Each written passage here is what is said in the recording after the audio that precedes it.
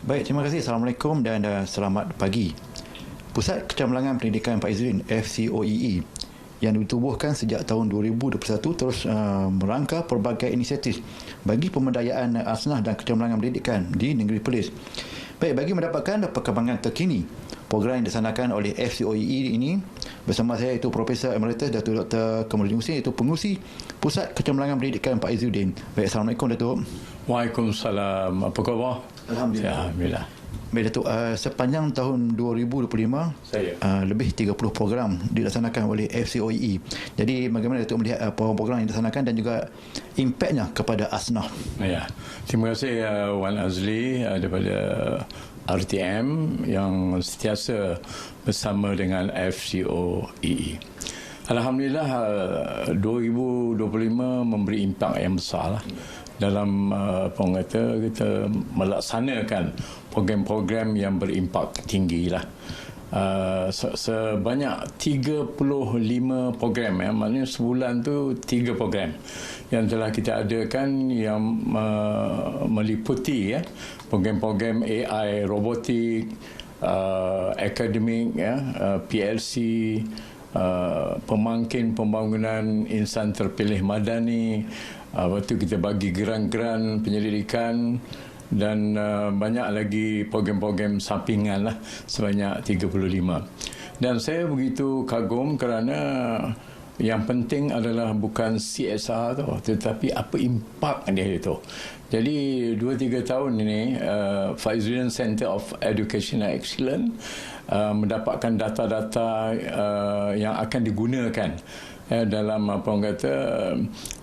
asnaf di Negeri Perlis dan juga asnaf yang berada di seluruh universiti di Malaysia dan juga di peringkat antarabangsa. Itu mengenai program yang dilaksanakan tahun 2025. Jadi FCOE telah pun merangka pelan strategik 2026-2030. Jadi mungkin Datuk boleh kongsikan sikit mengenai pelan strategik ini dan juga harapan Datuk lah untuk tempoh 5 tahun ke depan ni. Ya. Kita telah pun mengadakan 3 kali bengkel, Hala 7 dan juga flagship bagi Pak Izzuddin Center of Educational Excellence, dan kita meningkatkan program-program yang ada tu daripada 35 program tu kepada 50 program. Jadi tahun ini tahun yang mencabar bagi kita dan kita telah pun mempunyai data-data yang konkret yang dapat menyokong semua aktiviti yang bakal kita jalankan. Jadi selain daripada program-program yang kita laksanakan continuity berterusan pada sejak penubuhannya sehinggalah 2025, tahun 2026 ini Hala 7-nya sehingga 2030 di bawah Majlis Agama Islam Perlis, kita akan adakan makmal yang dapat menghasilkan robot-robot sendiri, bukan lagi kita outsource menggunakan robot yang dibeli. Jadi ini anak-anak seluruh sekolah di Perlis ini boleh menggunakan kemudahan-kemudahan kita ada. Dan seterusnya program yang terbaru iaitu keusahawanan digital. Semua orang buat keusahawanan, tetapi tak ada yang buat tentang digital itu, iaitu membangunkan apps dia. Jadi asnaf, keluarga asnaf ni yang biasa berniaga dah pandai menggunakan semua teknologi terkini ini untuk berniaga.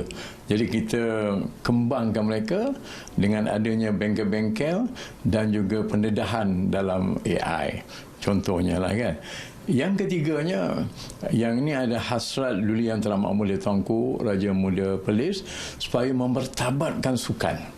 Jadi saya masuk sukan yang berteknologi tinggi dapat melahirkan jago-jago sukan di Negeri Perlis, sukan-sukan yang sedang teliti, iaitu Nazmizan menjadi kitanya pakar rujuk kita. Tahun 2026 ini sehinggalah pada 2030 yang telah kita rancangkan siap semua dengan flagshipnya, dengan apa orang kata preparation dokumen dan sebagainya. Hanya kita nak laksanakan ini.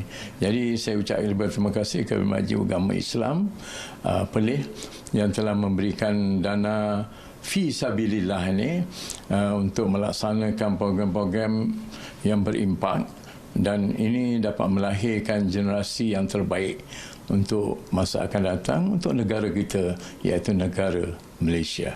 Baik, itu saja yang dapat saya kongsikan mengenai inisiatif yang bakal dilaksanakan oleh FCOEE untuk tempoh 5 tahun ke hadapan bagi peningkatan pendidikan khususnya di kalangan asnaf di negeri Perlis.